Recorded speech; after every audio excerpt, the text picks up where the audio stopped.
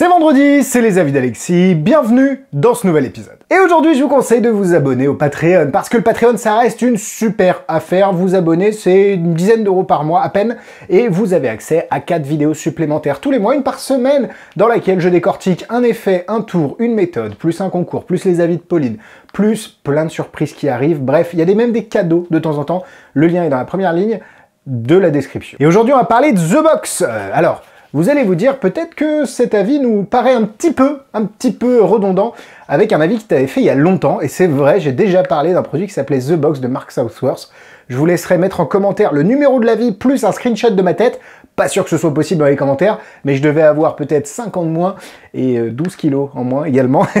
Et aujourd'hui, Mark Southworth a en fait sorti une nouvelle édition de sa boîte, et on avait également déjà parlé de cette boîte-là, si je la retrouve, de Handcrafted Miracle, qui fonctionnait exactement sur le même principe. Et en l'occurrence, ici, il a créé une version Pocket qui a bien des avantages, je dois vous l'avouer.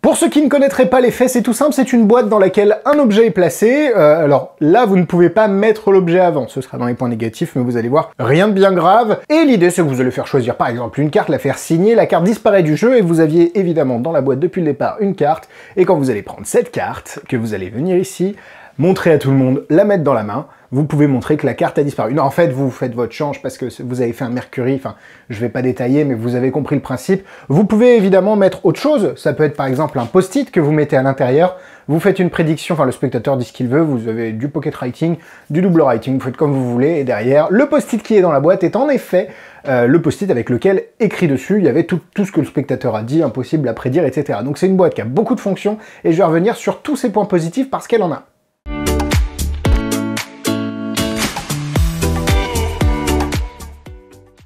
The Box est vendu au prix d'une quarantaine d'euros, peut-être un peu plus, 44,90. En fait, je dois vous avouer que je fais cet avis avant même que le produit soit sorti. D'une, parce que Mark Southworth, j'ai partagé pas mal avec lui, et de deux, parce que Marchand de Trucs a l'exclusivité dessus, et c'est pour ça que je vous conseille fortement, enfin de toute façon, il n'y a que chez lui que vous pouvez le trouver, d'aller acheter ce tour chez Marchand de Trucs, parce qu'il en exclut, parce qu'il soutient la chaîne, et ça c'est méga important. Si vous aimez mes avis, et que vous achetez des tours de magie, privilégiez les boutiques qui soutiennent les vidéos, et ça fait vraiment la diff. Et de 3, vous avez la vidéo explicative exclusive en français, par moi-même, qui vous explique comment le mécanisme fonctionne, comment changer l'objet à l'intérieur, et puis une petite routine avec une alternative au Mercury Card Fold qui a, je trouve, pas mal de pertinence pour ceux qui ne maîtriseraient pas cette technique.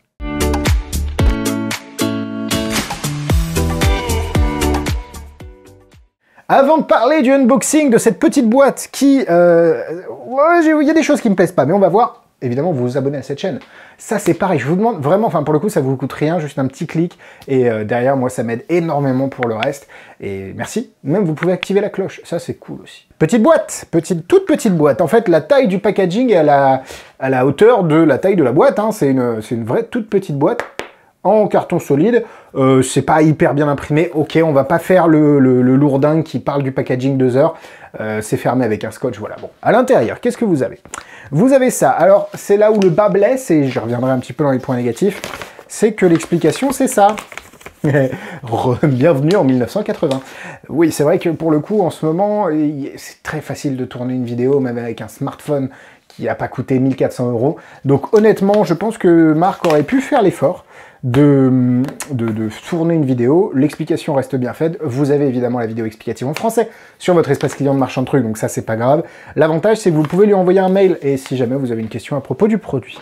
À l'intérieur, vous avez cette boîte, cette petite boîte qui est tout ce qu'il y a de plus normal. Elle est toute petite, vraiment toute petite.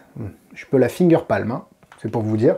La boîte est toute petite, vous avez le couvercle qui est transparent, et vous avez ici un espèce de duvet, un petit peu de tissu, on va dire. C'est solide des deux côtés, pour ceux qui... Et il n'y a pas de jointure, parce que c'est un peu de la feutrine, hein, vraiment de la feutrine. Et ici, vous avez juste le dos, donc c'est un gris très classique. Et la boîte, ça tient, nickel, donc très intéressant parce que le format est très compact. Et il y a beaucoup d'autres avantages que je vais pas tout donner dans le unboxing, mais en tout cas vous avez ça. La boîte est préparée comme vous l'avez vu avec, alors je pense qu'en l'occurrence c'est une bicycle rouge, enfin en tout cas dans celle que j'ai reçue c'est une bicycle rouge. À mon avis elles sont toutes comme ça. Il y a une toute petite subtilité sur la carte préparée, subtilité qu'on a vue également dans la Vision Box 2.0 qui a un autre look, mais vous voyez, c'est vraiment limite le couvercle de la Vision Box est aussi gros que la boîte de Mark Southworth. On a vu cette petite subtilité ici, qui n'était pas expliquée par Joao Miranda, mais par un créateur sur YouTube. Et en l'occurrence, c'était très sympa, surtout pour changer d'objet, mais on y reviendra dans les points positifs. La boîte fait quali, honnêtement, je suis très content, surtout, elle est toute petite, et ça, j'adore.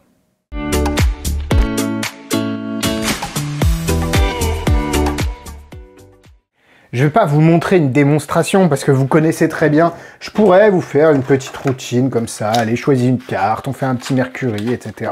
Bon, en l'occurrence, je vais vous épargner un petit peu tout ça. Qu'est-ce que c'est ça? Ah oui, c'est ma télécommande à LED. Je retrouve des trucs dans mon tiroir. Donc une carte, évidemment, est choisie. Vous faites votre tambouille, si vous savez de quoi je parle. Et l'idée, c'est vraiment de venir ici, avec la boîte, et donc de venir, hop, ouvrir le couvercle. C'est bon, on est dans le champ. Enlever le couvercle. Et l'idée, c'est juste de venir faire ça. Et évidemment, la boîte est vide et vous avez la carte qui était à l'intérieur.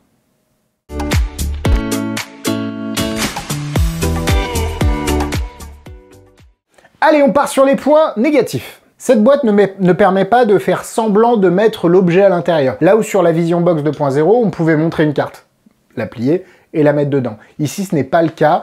Parce que le gimmick ne fonctionne pas aussi simplement et est accroché à la boîte, donc il ne peut pas être sorti. C'est pas un problème pour moi parce que c'est pas le genre de routine que je fais, je mets rarement l'objet dans la boîte au départ. La boîte est déjà chargée avant que je fasse l'effet, mais au moins vous êtes au courant. C'est vrai que si les spectateurs un peu chiants essayent de remettre la carte dans la boîte et que vous avez fait un Mercury Card Fold un petit peu compliqué, ça va avoir un aspect un peu différent.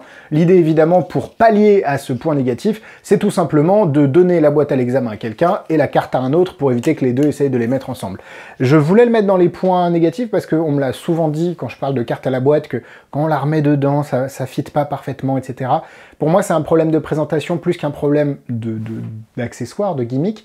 C'est à vous de faire en sorte que le spectateur n'ait pas ce réflexe-là. À part ça, point positif, et il y en a. Bon, déjà, vous avez vu que c'était compact. Ça, il n'y a pas de souci, c'est compact. La boîte est assez petite, enfin, vraiment, pour le coup, elle est très bien. Deuxième point positif, elle est solide sans joint.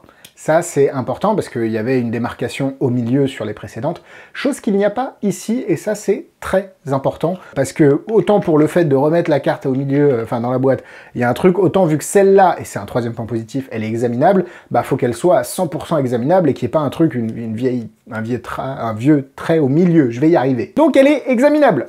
Vous pouvez la laisser à l'examen, impossible, enfin évidemment, sauf si on connaît le truc, de trouver, et encore, de trouver le mécanisme.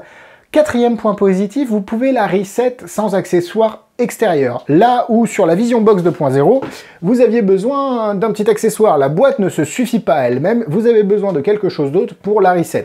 Donc, pour le coup, ça peut être peu dérangeant pour certaines situations.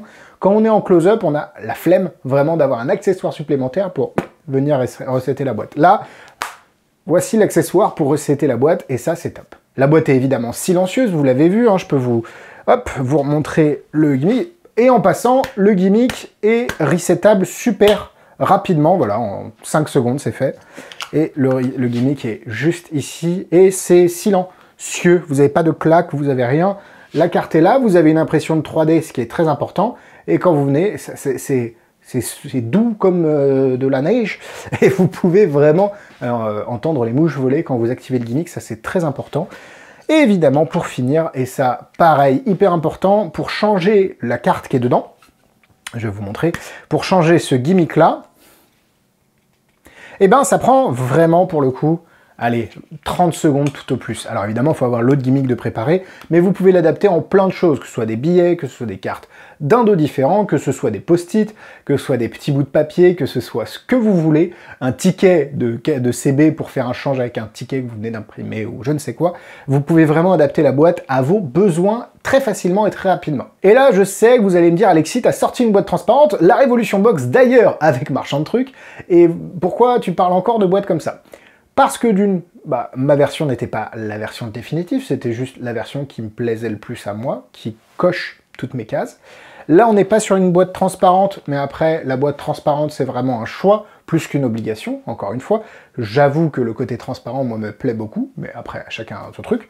Et là, on a d'autres, enfin, sur la Révolution Box, on a d'autres contraintes que sur cette boîte-là. En fait, tout est une question d'usage et de goût. Si vous savez que vous avez besoin de telle et telle condition, bah, vous savez vers lesquels produits vous dirigez. En l'occurrence, cette boîte est très sympa. Le côté compact, moi, c'est vraiment quelque chose qui m'a convaincu, plus que convaincu, et vraiment, même juste sur ça, c'est magnifique, quoi. Ça me fait beaucoup penser à la Kennedy Box, d'une certaine façon. Je pense que on peut bomber carrément le couvercle pour venir la rendre opaque. Ça peut être aussi une solution pour ceux qui ne veulent pas qu'on voit le contenu avant le reveal final, la boîte, mais vraiment, pour le coup, ça marche très, très, très bien.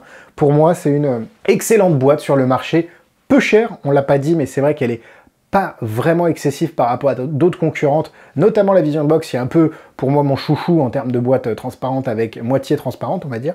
Donc honnêtement, hyper satisfait de The Box. Pour la taille, ça vaut vraiment le coup de mettre dans sa mallette.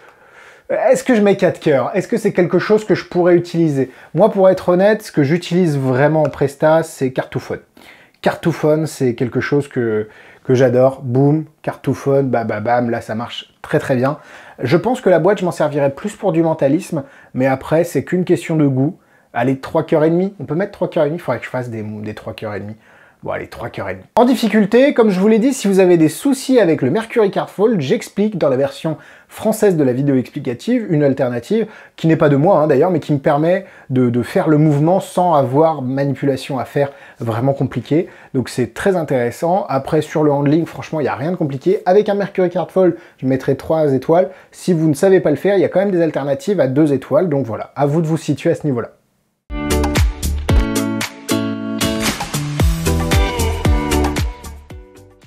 En produit similaire, alors cette boîte n'existe plus, pour le coup, alors celle-là valait dans les 200-300, hein, c'était pas du tout la même... Par contre, c'était le même mécanisme, et c'est drôle parce que c'est une boîte dont j'avais déjà parlé, je crois. La boîte est magnifique, je crois que j'ai la clé quelque part, alors me demandez pas où. Donc là, on avait ça, boum, on avait la petite carte à l'intérieur, et on venait, ici je l'ai pas mal abîmé avec l'aimant, parce que là, on a besoin... d'un outil extérieur pour la reset, mais et c'était Mark Southworth, je crois aussi à l'époque, avec l'équipe de Handcrafted Miracle, qui avait fabriqué cette vraiment très belle boîte. Mark Southworth avait aussi sorti The Box avant, mais elle était super fragile, et du coup elle s'abîmait assez vite. Il a aussi sorti quelque chose avec une boîte en métal, où il y avait une carte dedans avec un système de flap très ingénieux. Évidemment, Daniel Garcia a sorti The Box, ou Minbox, avec une boîte d'Altoid, avec un système assez ingénieux, je dois l'avouer.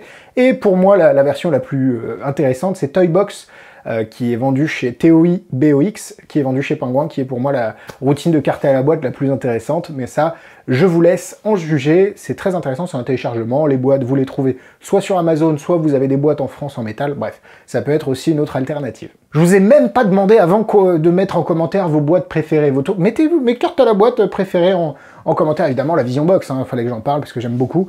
Bref, voilà, j'espère que cette vidéo vous a plu. Elle est terminée, j'en suis désolé. Instagram, YouTube, Facebook, tout est dans la description. Et on se retrouve mardi prochain pour les abonnés du Patreon, dans mon cœur à jamais, et vendredi sur YouTube pour un avis. Le commentaire, c'est The Box, c'est dans la boîte. Alexis, t'es vraiment trop drôle. Pas du tout. Allez, à la semaine prochaine. Bisous, bisous.